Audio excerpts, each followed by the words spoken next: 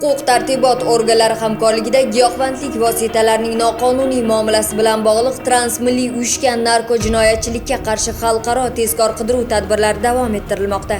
O'zbekiston Respublikasi Ichki ishlar vazirligi, Davlat xavfsizlik xizmati, bojxona xizmati xodimlari tomonidan olib borilgan tezkor tadbirda Farg'ona viloyat Dang'ara tumanida Qo'qon-Toshkent avtomagistral yo'li chetida joylashgan dala maydoniga ko'mib yashirilgan 4 dona polietilen matoga joylashgan opiy giyohvandlik vositalarini olayotgan 3 nafar shaxs ushlandi.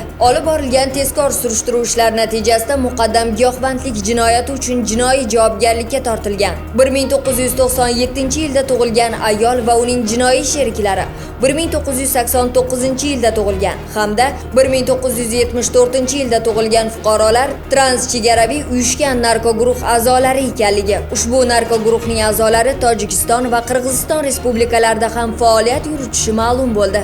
Tadbir davomida jami 4 kilogramm opiy giyohvandlik vositalari ashyoviy dalillar tariqasida hujjatlashtirib olindi. Holat yuzasidan O'zbekiston Respublikasi Jinoyat kodeksining 246 va 273-moddalari 5-qismi bilan jinoyat ishi qo'zg'atilib, tergov harakatlari olib borilmoqda.